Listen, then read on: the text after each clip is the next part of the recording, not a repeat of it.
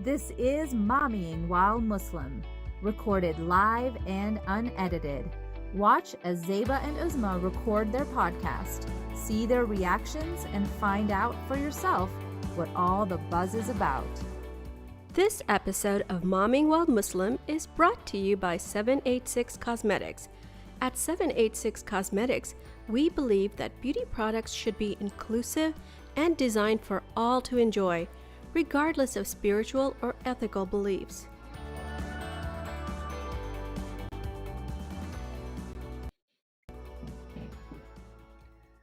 Assalamu alaikum, everyone. Welcome to another episode of Momming While Muslim podcast. This is Uzma Jaffrey. And this is Zeba Hassan on this very early Merry Christmas morning. And I have to thank Uzma for getting me dressed and out of, yoga pants before noon on any random day now in the pandemic. So how are you today? I am good. I wanted to share something that a new friend of mine had shared. So I'm in this writing group, and Brother Omar Al-Sayed sent this, and he was like, I really want you to talk about this on your podcast. And I was like, it's coming from a brother, and it's something that has to do with us. Y'all know those What Is books? Zeba, do you have them where they have like a caricature face? Who was Abraham Lincoln? What was 9/11? What was the Titanic? Who was Barack Obama? Who was Malala? Those caricature books. It's a whole series. And we have the whole series.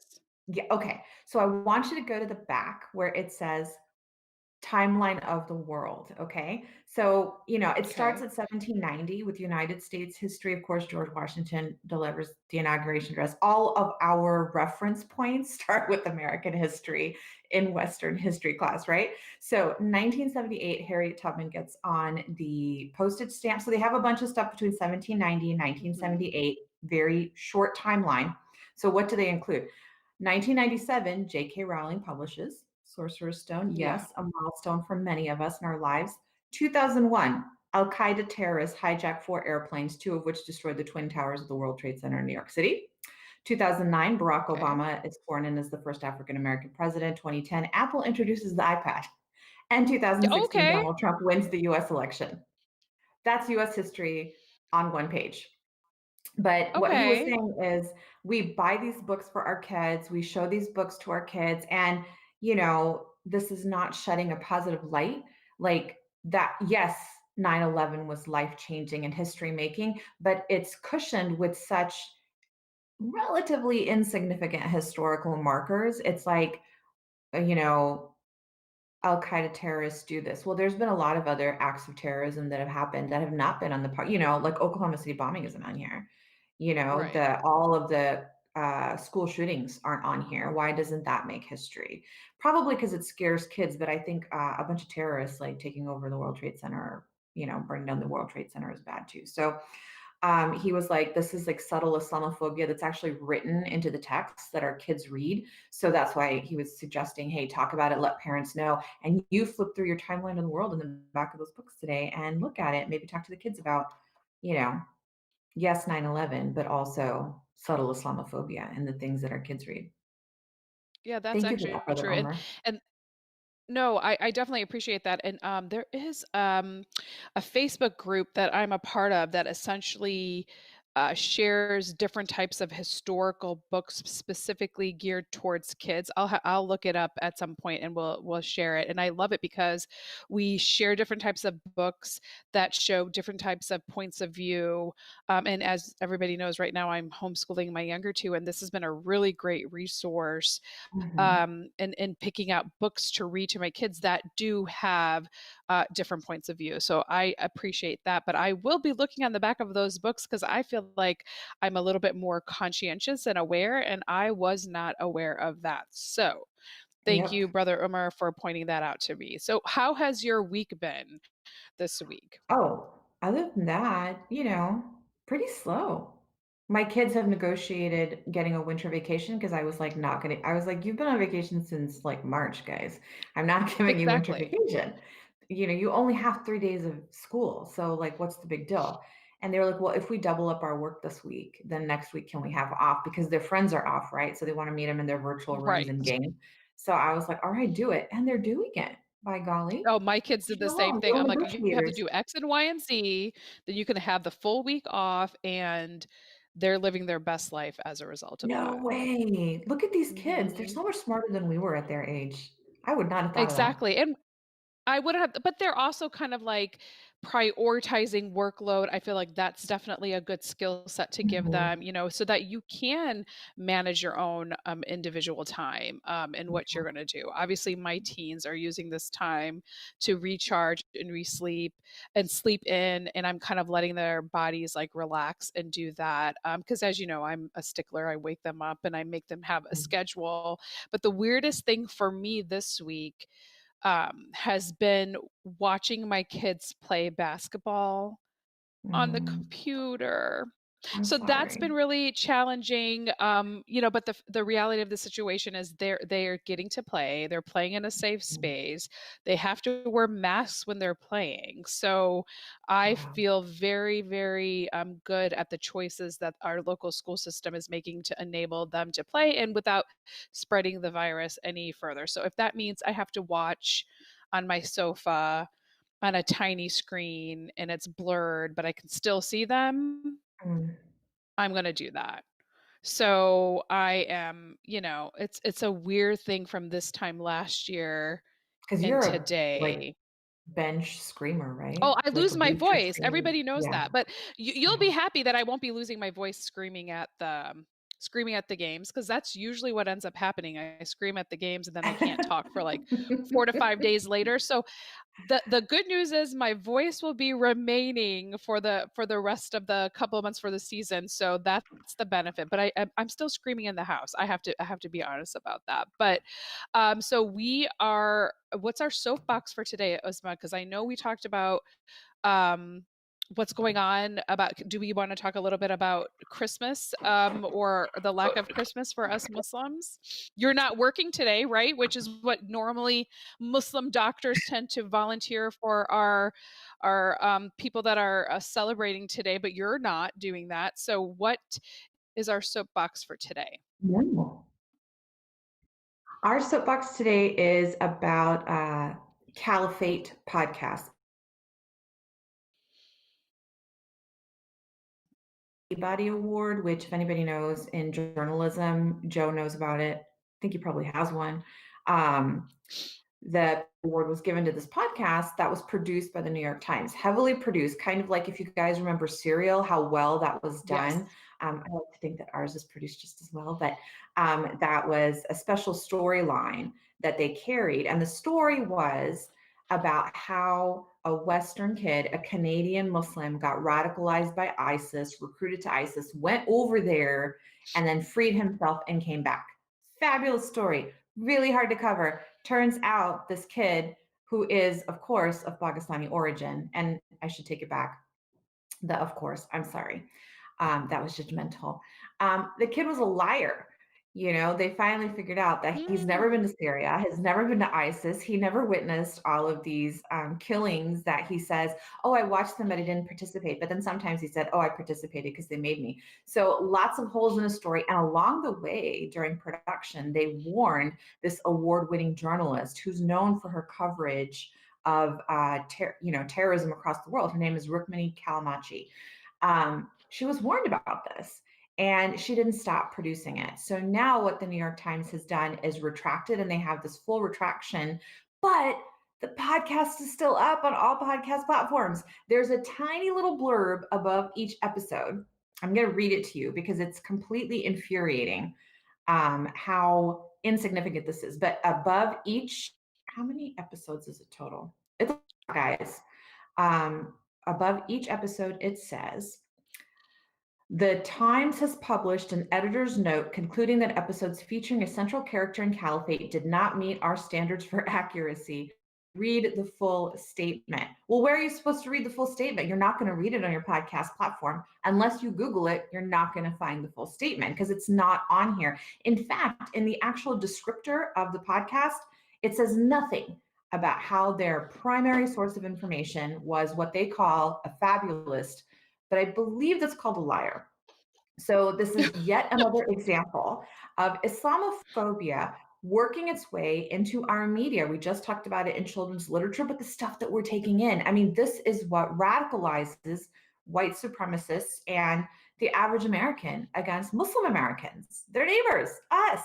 So, what is the solution? I think holding a big deal, holding them accountable and saying to pull your entire podcast,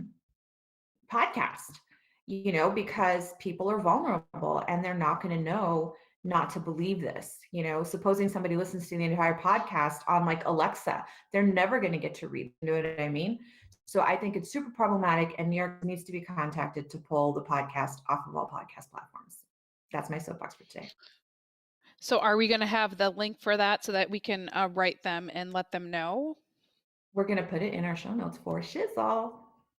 Okay, we're going to do that in our show notes. And I definitely agree with that, especially because a lot of non-Muslim people, they don't have an Uzma or a Zeba to like chit chat to and understand. So there really are going to be more susceptible to taking in some of this false information. And that's where some of the hatred comes from. So whatever we can do to help mitigate that, we're going to do that here at Mommyingwhilemuslim. But what we're going to do right now is continue this month's series on mental health. So let's recap. We've addressed childhood anxiety, our personal emotional states, to the point where we are doing the things that we need to do as mothers to address our emotional health, and taking the steps to have a more solid foundation for our families. How to help our teens, because our teens are at this really weird, odd stage within the pandemic, and nobody really quite knows what's to do. So we were able to talk about that. And what we're going to do right now is talk about art. So I know this is not traditional, what people think about, mental health, but let's just be honest. I personally hate it. However, I might actually, reframe my way of thinking, because I just don't like the mess, and perhaps my OCD needs some therapizing or therapists, drives me nuts. But, I think Usma's daughter does it a little bit as part of her schooling. And maybe before the pandemic, we might have done things like, paint nights. I think I did that one time. And I was the one person in the room where literally the art person was like, yeah, I've never seen it look like this before. So that goes to show you how terrible I am at this. Okay. And I'm not even joking. We were in a room of 25 people, and she was like, I have never seen it do this before, and it's just my own personal lack of skill. But what we're going to do right now is talk about how art therapy is now becoming this new thing, or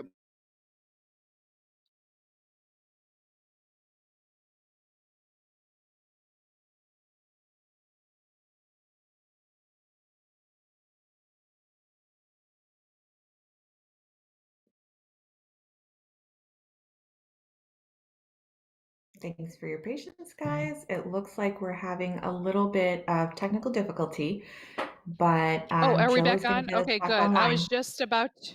I was like just about to like text you all. I was like, what the heck happened? It's the gins. I'm telling you, the gins don't even take off on Christmas Day. So what we're going to talk about right now, and we're going to get right back to it, it's going to talk about art therapy. So right now we are joined by Shazia Siddiki. She is a returning guest on our podcast. She came on last year to tell us a little bit about MIST. She has studied specifically art therapy and counseling at Wayne State University. She is a board certified and licensed counselor. And with her experience, she founded Let's Art About It. I love that name. And it's an art therapy studio where she provides art workshops, combining her passions to improve how people feel and to create beauty, or in my case, not beauty, as they do it. So let's welcome Shazia. Thank you so much for joining us on Christmas Day. And you're spending this holiday morning with us. Thank you. I'm so glad to be here. Welcome, Salam. Thank you all for having me on your podcast again. It's always like an honor to be here. And, Uzma and I go way long back. Like she's one of my like favorite people in the world. Like I wouldn't be where I am today if it wasn't for her and her mentorship, like when I was a teen. So I'm really I love that. Her influence in my life. So yes, I'm happy to be here and to talk about art therapy. Thanks for coming on a busy day with your little babies. So we like to start now asking our guests that come on a little bit about their own story. So like how many kids you have, how old they are, and your momming philosophy. Well, I have two children. I have a 6-year-old boy. His name is Daoud, and my daughter, she's 2 years old, and her name is Amina. So they are with me all the time. Like they're, I'm, virtual homeschooling my son, 6-year-old. So it's difficult for a 6-year-old to sit on Zoom from 9 a.m. to 3 p.m. every day, and so he needs help like every 5 minutes. And then plus with my 2-year-old there, it's kind of a disaster. But like we're kind of chugging through just like everyone else. As far as like momming philosophy, a few things. One is that sometimes like I feel like it's okay and sometimes even better to take some space. What I've noticed is that when I'm present with my kids, like physically like downstairs, like they're with me, they're very like they're demanding attention all the time. They're always like needing things. As soon as I just kind of step away and kind of do some of my own stuff, if I whether it's just like even just going upstairs just for a few minutes while I'm still looking down and knowing that they're okay, I notice that they actually are very like capable of entertaining themselves, of caring for themselves, not fighting. So a lot of times I would feel guilty about like, okay, I shouldn't like just leave them like without like just keeping my eye on them 24/7. But then I guess I've learned over, especially during the pandemic, that okay, sometimes that's better, for me, for my own like health, as well as for them. So yeah, I do recommend mommying with while taking breaks when possible and safe, like for the kids. And also finding ways for just letting them be. I've discovered that, well, this was by accident. Like they had a bunch of markers and just started drawing all over the floor. And I was like, oh my goodness, when I saw that this was happening. But, I then realized that, okay, well, this can actually easily be cleaned with just a Swiffer mop. And so I have just let them take the markers and just draw all over everywhere. Luckily, like most of my first floor is all like engineered wood, and so they have a lot of space, an entire canvas to just scribble on so that I can get some things done. And so I think like just finding opportunities like to allow them to be creative that maybe are a little like non-traditional, but like it can be helpful for like my own sanity. Like as well. So That's so funny because you talking about markers on the floor is making my sanity stress out. Like that's like a nightmare situation for me. So like it's so funny how it's different strokes for different folks. And I love specifically that you said you have to do what you need to do in order to have your own personal sanity as a mother. Because that's very important, especially right now during the pandemic. So I actually read this quote recently and I thought of this particular podcast and I wanted to say it, like art washes from the soul the dust of the everyday life. And that was by Pablo Picasso, who's, by the way, one of my favorite artists. I am not an artist by trade, but I love reading about art history and I really respect people that have that artistic soul. It just definitely resonates with me. So can you tell our audience a little bit about the science of art? Because that's not something we've actually considered before. I don't even think people would put the two things in the same sentence, but everything that I've been reading about art therapy, there is a science behind how it will help people. So can you tell us and share a little bit about that? Yeah, well, first of all, I want to start by talking a little bit about what you had mentioned earlier about like, feeling judged by your art and just judging yourself mostly. I feel like honestly, almost every person that I see says, I'm not a good artist. I don't know how to draw. Uh, and I think that's really interesting because art has been around since the beginning of time. Yes, Art, cave paintings, starting with cave paintings as a form of yes. communication. Yeah, exactly. And I think that our schooling, unfortunately, has sort of given art, like art isn't intended to be something where we feel like, oh, we're good or not good at it. It's about like self-expression, and it's about taking what's inside and putting it out. It's not about what it looks like. And so when I started studying art therapy, I had to unlearn everything I learned through all my art classes I'd ever taken in middle school, in high school, in college, and I just started from scratch, and I changed my view on like what art really is and what its purpose is. It's not to make a beautiful um, like vase or vase or flowers to hang up on your wall. It's so much more than that. And when we actually can tap into the healing benefits of art, it can serve us so much better. We can tap into this resource that many of us like shy away from just because we feel we're not good artists.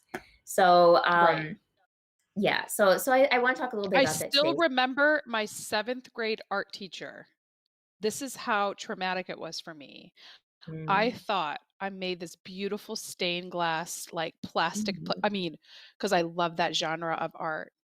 And she was like, you're going to get a B plus. I was the only person in that entire class that got a B in art. Everybody else got an A. And I thought it was so beautiful and yeah, it wasn't. So I understand and totally appreciate what you're saying, like getting rid of all that stuff that people, because it's not necessarily supposed to be like this picture perfect something. It's supposed to be an expression that causes a mood or creates a feeling when you look at it or when you draw it. Is that kind of what you're saying?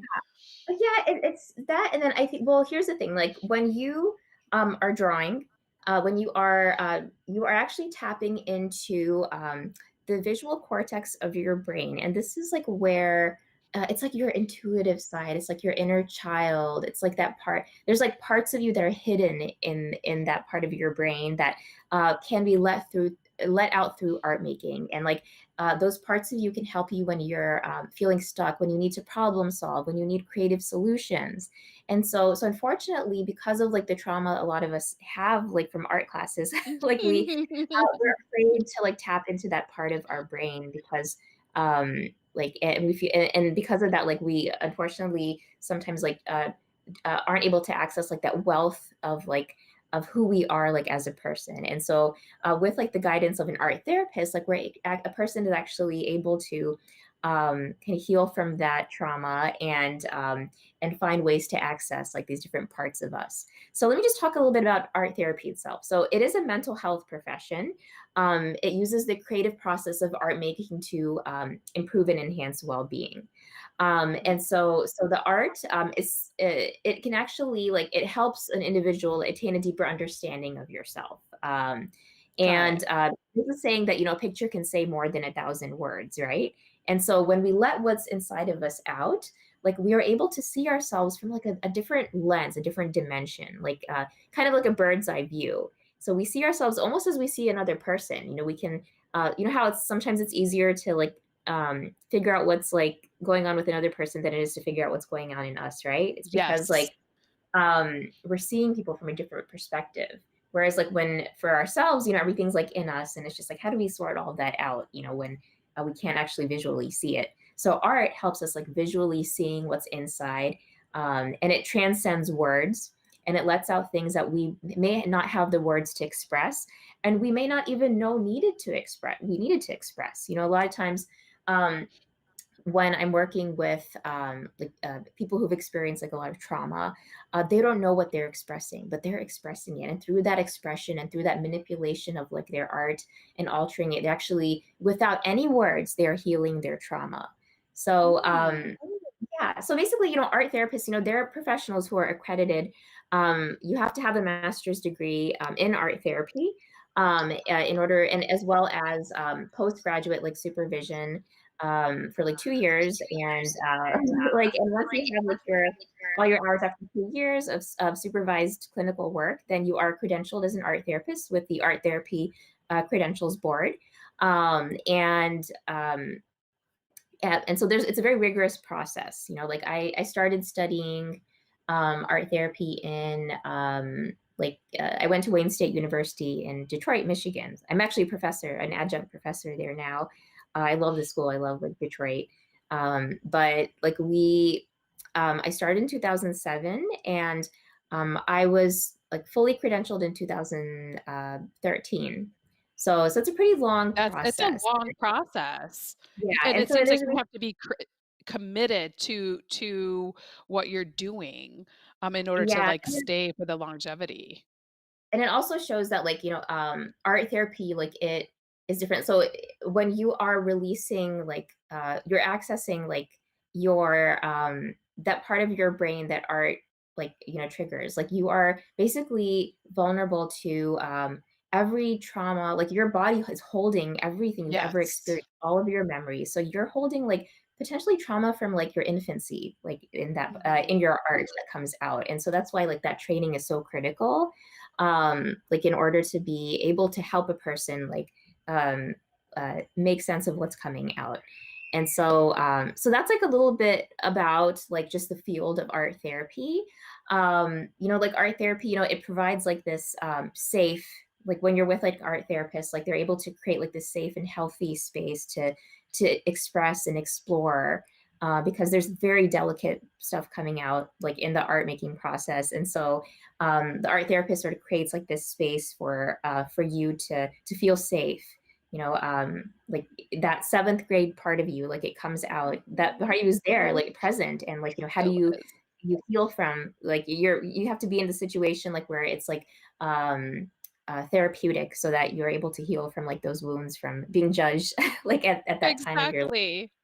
Yeah. That's so funny because my ideal job wouldn't be an art therapist, but my ideal job would be like a docent at the art museum here, at the Smithsonian, because I just love the feeling that, observing art puts in my heart. Like, it's so funny because I'm one of these people that I would say I'm not artistic, but I love art and I love art history and I love what it can do. But I know that there are specific reasons why people do art therapy, right? It's like improve, like you said, perception of yourself, so that you can kind of um, be aware of your body and your connections. Because to your point, trauma really Mhm. does like get retained honestly into your DNA.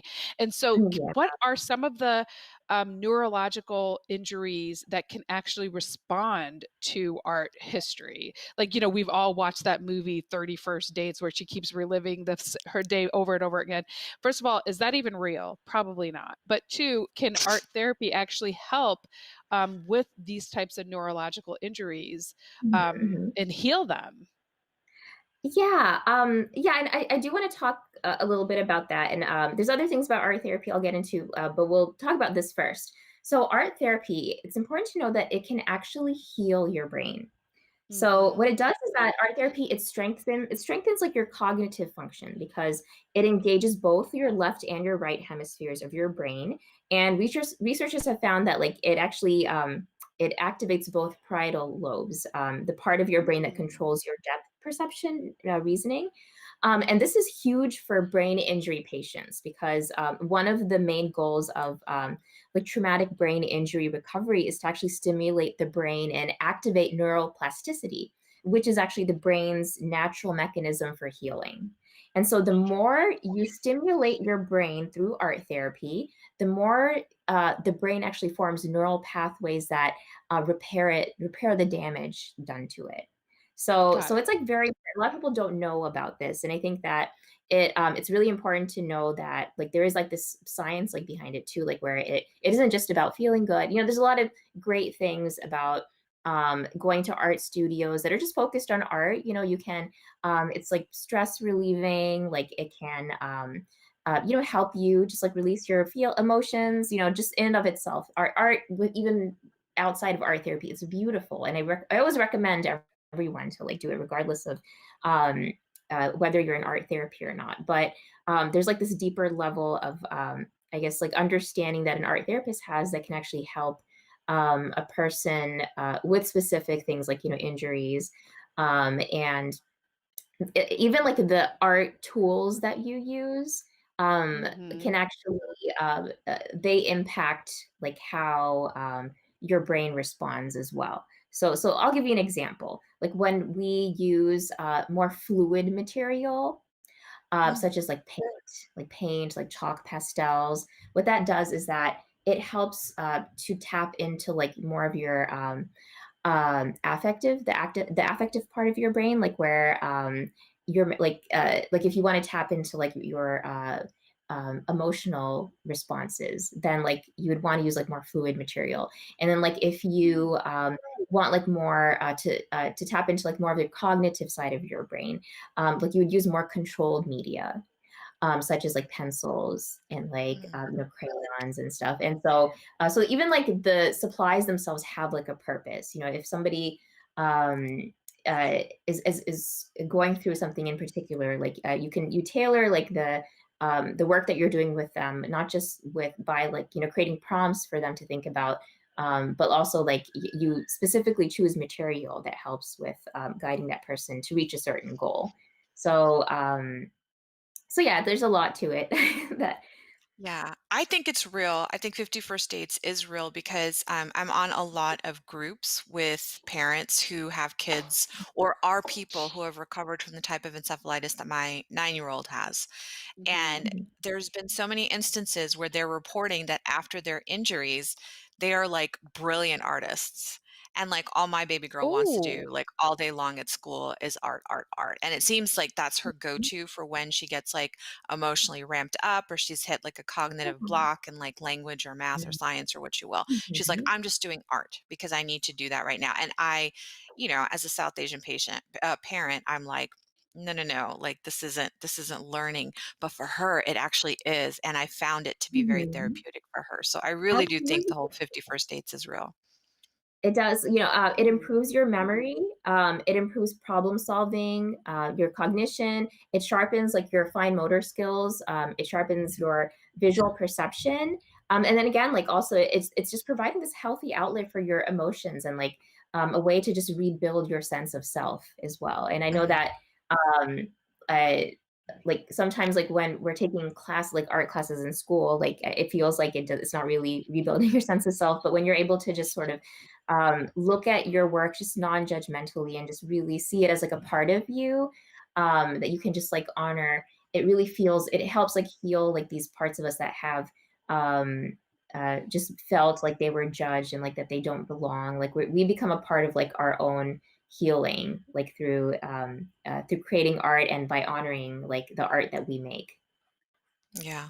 I wanted to just ask Zabo really quick because she was talking about how her art teacher had never seen, that rendition of that particular paint night project. But when you were doing it, aside from that constructive criticism and feedback, did you actually feel yourself relaxing during the process? So, if to Shazia's point, if I let myself not be fearful of judgment, right? I definitely feel like I let myself go. So the other day, and it's so funny because this literally happened a couple of days ago. We're learning Turkish history, and obviously, the Hagia Sophia is part of that particular thing. And so my youngest and I decided we were going to draw and color the Hagia Sophia, and I found myself even with him being like, no, honey, let's try to use this color. Let's try, like trying to keep it like exactly how it was and the picture. But then he was like, no, I want to make it green. And I was just like, why can't we make it green? And I found myself in letting some of those like more constrictive thought processes that I personally had about what art is supposed to look like. We spent like 20 minutes just coloring this rainbow colored, beautiful mosque.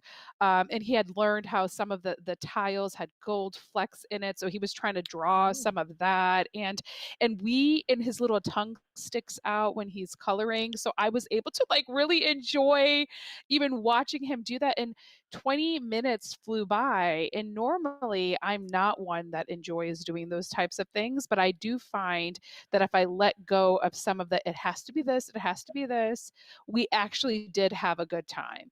Whether it was relaxing, I can't say, but afterwards, I enjoyed the finished product because it was something the two of us did together without me being such a rule stickler, like, and staying in the lines and things like that. I was like, I kinda let that go. So yeah, and I don't like being dirty. So, like, paint and stuff and, like, pastels and yeah, so I have a lot of OCD, so maybe I need your help, Shazia. We're gonna have to talk offline after this, but I do find that, when I let myself go, I wasn't as constrictive. I was able to enjoy the process.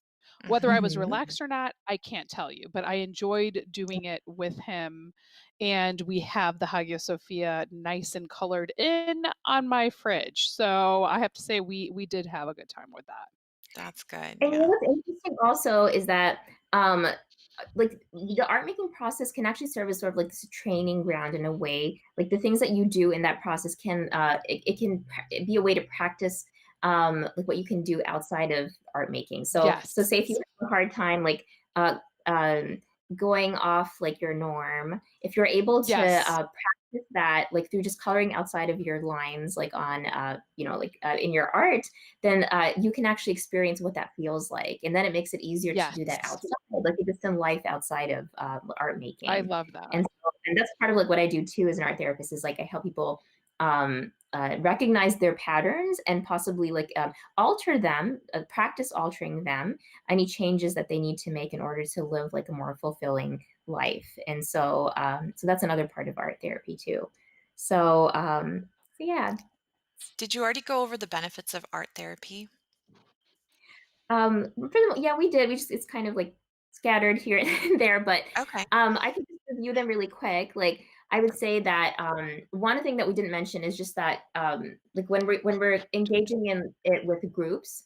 So I do a lot of work with teams and like sometimes with families and like different like groups of people. And so what I think it does is that it actually a benefit is that it helps you build this deeper connection with not just yourself, but also with others.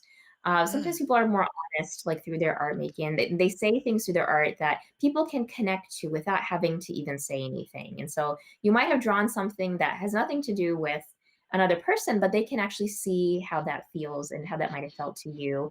And so I love like actually helping people just find like a deeper connection. I think that's something that has been very beneficial during this pandemic because we're all on Zoom, we're all on Mhm. like on these online platforms, and so how do we connect like in this like kind of space?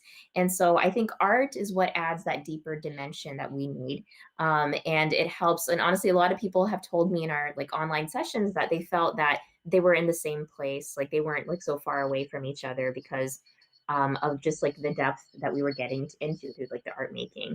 And so that's something that is I think is a very big benefit, especially now during this time, like during the pandemic, that I think it helps a lot. And we're always like facilitating like these groups for people that are wanting through like my company, Let's Art About It, who are wanting to build a deeper connection. So we do like these art parties like with friends, but they're focused on like their Mhm. art therapy.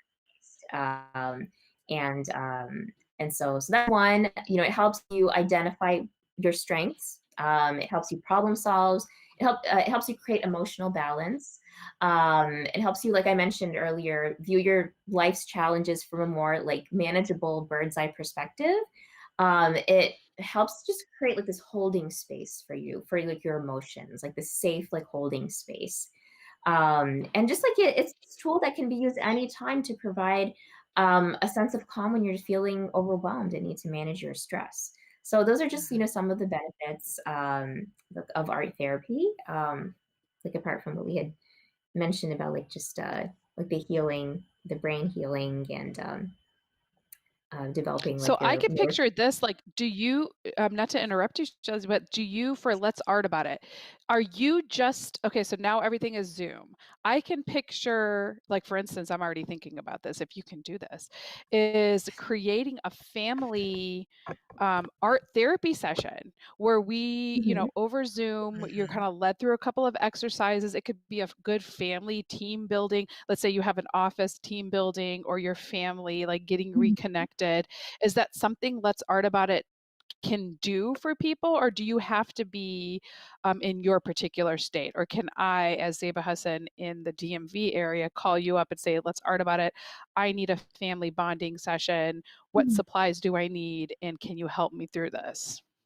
Absolutely. So I would say most of so I actually host workshops, and so they're Ooh, I love based on that. my, like, they are informed by my training in art therapy, but they wouldn't be considered actually formal therapy. They're more like would be Right. considered they would be for, you know, helping people connect, learning like coping strategies for like self-help, and so they're like excellent. They're great. I've actually that's probably most of my work is just because there's so of everything being virtual. I feel like art therapy is more known in places like California and maybe further east than I am, and so I have been getting probably most of my work from California these days, Oh, wow. and just a little bit. I do like a lot of work with like corporate teams, corporate like team Mm-hmm. building, and I do families, of course. Like I have family members who live all across the Yes, country. that's what I'm picturing. That could be such a cool event for everybody.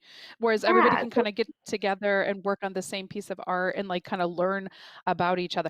My brain is already percolating for all this fun stuff that I want to do. So I Ooh, know I'm that's definitely going to be exciting. calling Let's Art about it. Yeah. yeah, so In you the can, meantime, for those of us, oh, go ahead. oh no, go ahead. Yeah, I was just I was saying, in the meantime, for those people who aren't going to use your resource online, which I don't understand why, but most of us are home at least for the next 2 weeks with our kids, if not longer, Mhm. for, Hmm. virtual school, homeschool. What are some easy things that we can do to kind of, is it right to say direct our kids towards a particular Mhm. art modality, especially when we're trying to, our goal is like some type of behavior modification or emotional regulation? Yeah, yes. I would say I really love being able, and this is simple. You don't need anything really. Like if you have maybe like a plate or something, like just to make a circle, just a trace to make a circle. Something that helps with emotional regulation, meaning like if a child is just feeling like a lot of like anxiety or just like feeling just all over the place. What I love to do, and this is not just for children, it's for adults, anybody of any age, is create a circle. It can be a circle of any size. It can be as many circles as you like. And just like draw within the circle, like just scribble, like you can make designs if you like, Hmm. just like whatever you're feeling, using whatever supplies you want, keep it like within a circle. I know we talked a little bit earlier about like drawing outside the lines, and so that's Hmm. for like a different purpose. That's like, opposite of what we're trying to. If you're trying to actually be less rigid, then yes, like drawing outside the circle is good. But if you're trying to actually contain yourself and your child, and like meaning that if they just need to feel like this sense of like calm, and when they're just feeling like a sense of like just stress and anxiety, then I recommend like kind of creating with it, like in a confined space. And that actually helps to alleviate that anxiety. Also, I'd recommend, if you can, to spend like a consecutive 45 minutes in art making. What that does, there's actually studies that have Hmm.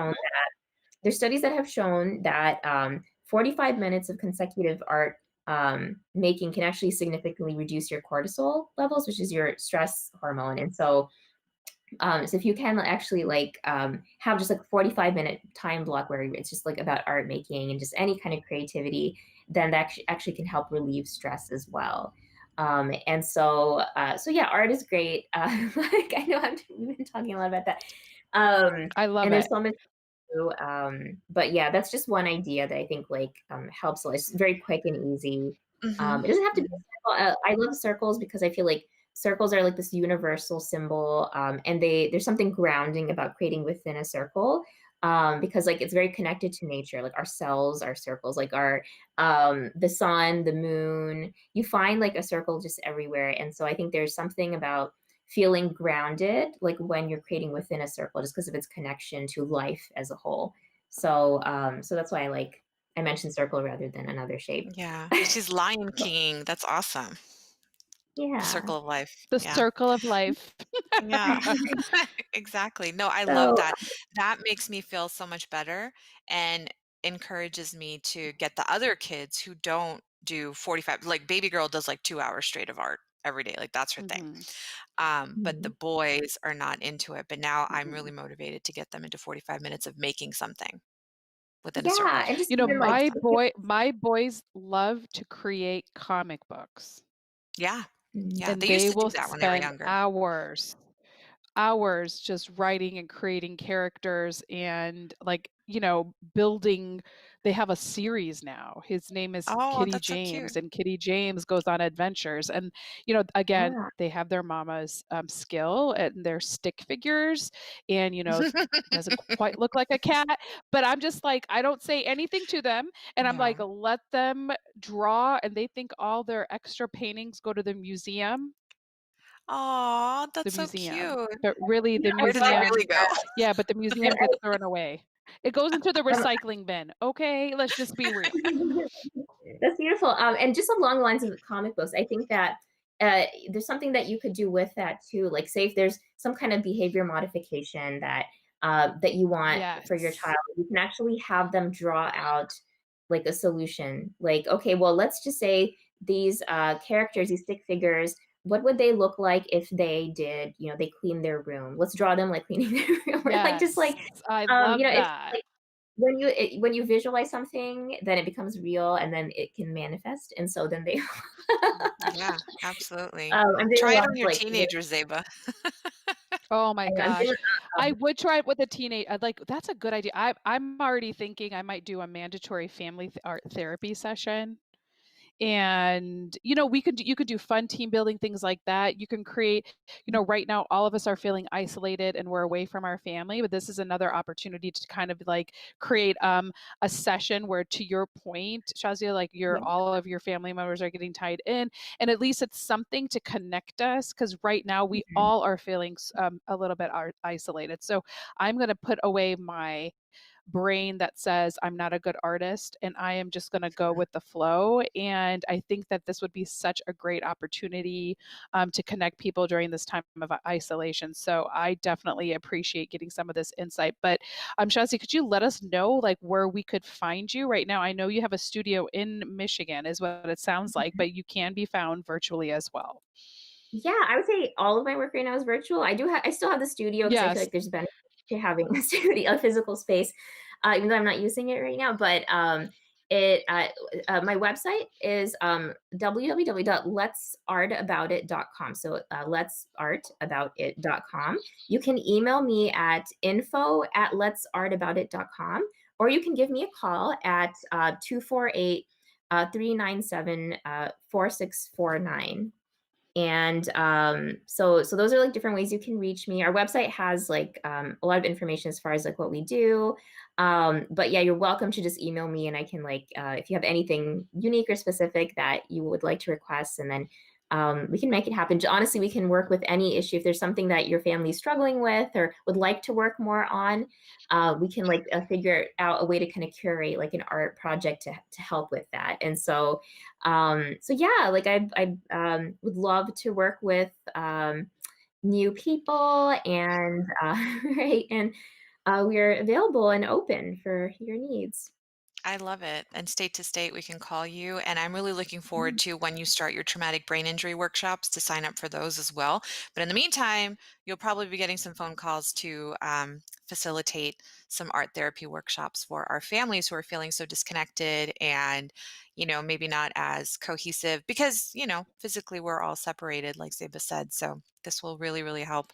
Thank you so much for coming on and talking about our brains and art and how we need to know that they are all interrelated. There is no such thing as a useless subject like we were taught growing up. Like we need our kids to embrace Mhm. whatever modality they can to feel better, and we need to embrace them ourselves, because I don't have the hang up of my art needs to be perfect, but I feel with the brushstrokes like anxiety going. I'm like, wow, this is really soothing. I can understand now why people do this. So I have personally benefited from it.